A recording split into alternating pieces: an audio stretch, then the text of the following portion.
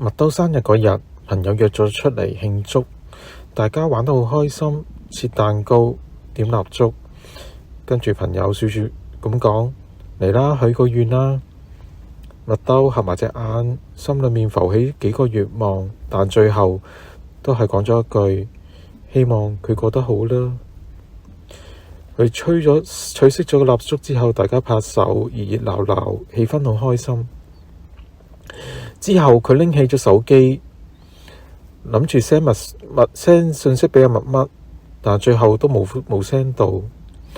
到夜啲個 party 完咗啦，咁返到屋企打開手機，發現有一條未讀嘅信息，原來係麥乜 send 嚟㗎。佢終於 send 嘢俾我啦，佢話生日快樂，淨係呢4個字啫。佢望住個熒幕，呆咗一陣，笑咗出嚟。